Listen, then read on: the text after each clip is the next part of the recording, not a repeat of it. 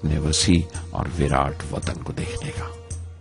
खिड़की पर बैठा मैं इस देश की सरजमीन को पांव तले से बहता हुआ देख रहा था। हैरान था कि उत्तर की तरफ सफर करते हुए एक ही मुल्क का लैंडस्केप कैसे बदलता चला जाता है। मैं एक हफ्ता दिल्ली में ठहरा, डिफेंस मिनिस्ट्री का इंटरव्यू दिया। इंटरव्यू अच्छा हुआ था। वहां से मैं देहरादून गया एयरफोर्स सिलेक्शन बोर्ड के इंटरव्यू के लिए। 25 उम्मीदवारों में मैं 9वें नंबर पर आया। मेरा दिल बैठ गया, बहुत मायूस हुआ और कई दिन तक अफसोस रहा कि एयरफोर्स में जाने का मौका मेरे हाथ से निकल गया। मैं ऋषिकेश चला गया, दिल पर यह बोझ लेकर कि आने वाले दिन बड़े सख्त होंगे।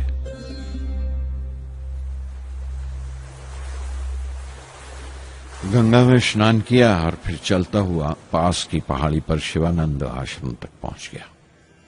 स्वामी शिवानंद से भेंट हुई। देखने में बिल्कुल गौतम बुद्ध लगते थे।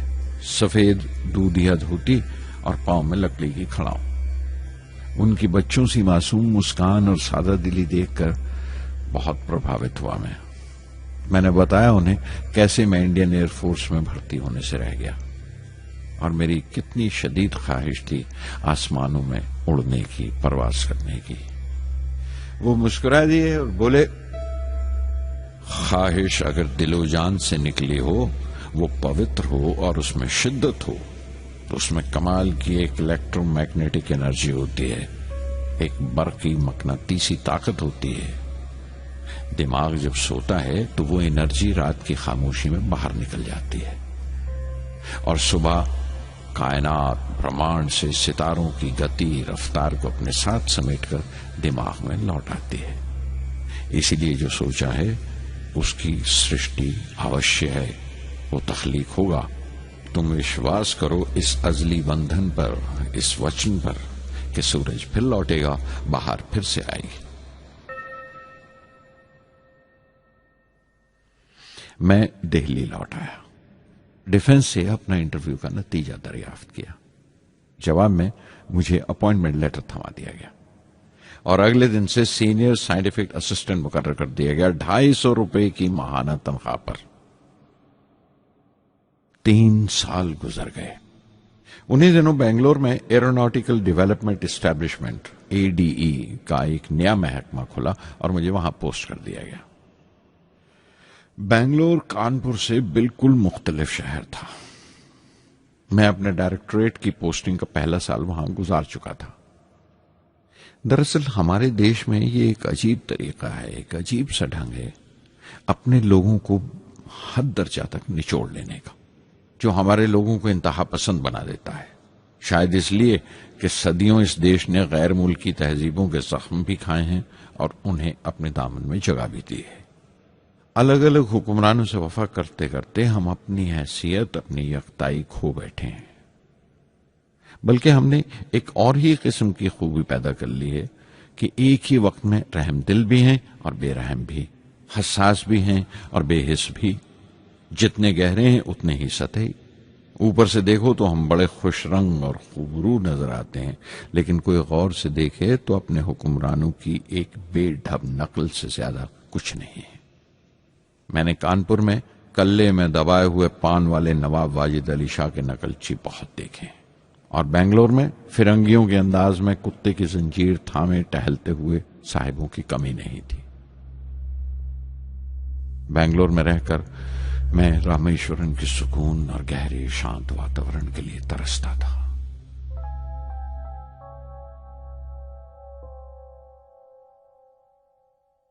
पहले साल तो ADE में कोई ज्यादा काम नहीं था।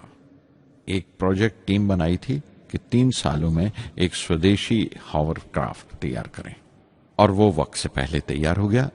नंदी उसका नाम रखा गया, शिव की सवारी के आधार पर। उसका डिजाइन हमारी उम्मीद से ज्यादा अच्छा था, लेकिन मैं सख्त मायूस हुआ जब आपसी कंट्रोवर्सीज की बिना पर सारा प्रोजेक्ट बालाए ताक रख दिया गया, बंद कर दिया गया। प्रोफेसर एमजी के Menon Tata institute of fundamental research के डायरेक्टर एक रोज अचानक ही हमारी जांच पड़ताल को आ पहुंचे। नंदी का जिक्र निकला। मुझसे पूछताछ करते हुए उन्होंने ख्वाहिश जाहिर की एक 10 मिनट की उड़ान के लिए।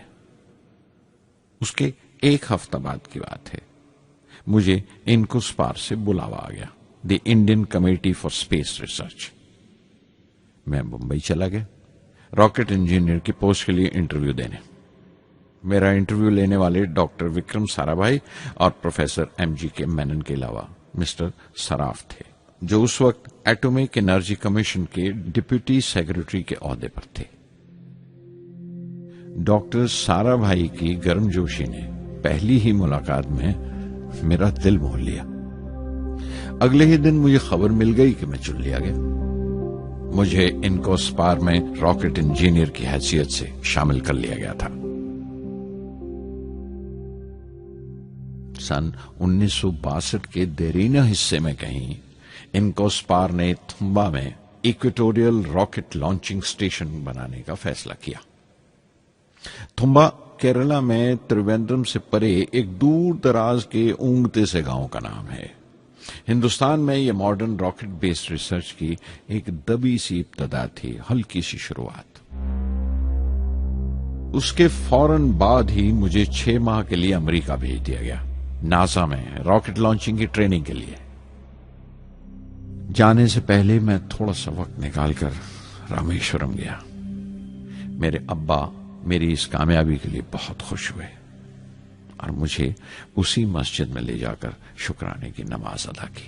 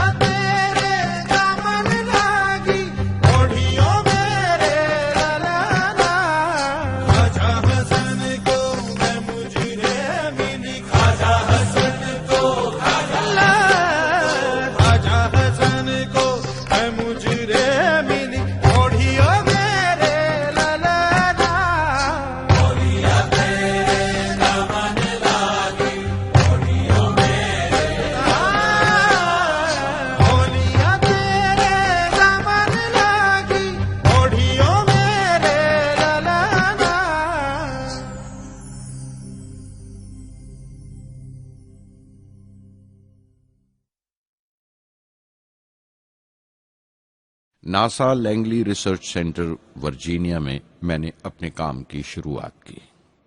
बाद में Goddard space flight centre Maryland चला गया। मैं अपना इंप्रेशंस अमेरिकन्स के बारे में बेंजामिन फ्रैंकलिन के इस जुमले से बयान कर सकता हूं, जिन बातों से तकलीफ होती है उनसे तालीम भी मिलती है। हिंदुस्तानी तंजीमों में, यहां की ऑर्गेनाइजेशंस में एक बड़ी मुश्किल है। जो ऊपर हैं वो बड़े मगरूर हैं। अपने से छोटों की, जूनियर्स और सबऑर्डिनेट्स की राय लेना अपनी हद तक समझते हैं। कोई शख्स भी अपनी खूबी दिखा नहीं सकता अगर आप उसे मलामत ही करते रहें। उसूल और पाबंदी, पाबंदी और सख्ती, सख्ती और जुल्म के बीच की लाइन बड़ी महीन है, बारीक है। उसकी पहचान बहुत जरूरी है। मैं जैसे ही नासा से लौटा, फौरन बाद हिंदुस्तान का पहला रॉकेट लॉन्च वाक़या हुआ, 21 नवंबर सन 1963। वो साउंडिंग रॉकेट था, नाम नाइकी अपेची। नाइकी अपेची की कामयाबी के बाद प्रोफेसर साराभाई ने अपनी आरजू, अपने ख्वाब का इजहार किया। एक Indian satellite launch vehicle, ISLV का सपना। हिंदुस्तानी रॉकेट का ख्वाब 20वीं सदी में एक तरह से 18वीं सदी का ख्वाब भी कहला सकता है, जो टीपू सुल्तान ने देखा था। टीपू सुल्तान की फौज में 27 ब्रिगेड थे जो खुशून कहलाते थे, और हर एक ब्रिगेड में एक दस्ता था रॉकेटमैन का जो साथ रहा करता था और जुर्क्स कहलाता था। जब टीपू सुल्तान मारा गया तो अंग्रेजों ने 700 रॉकेट्स और 900 रॉकेट के सब सिस्टम्स बरामद किए 1799 में तिरुकन्नाहल्ली की जंग के बाद।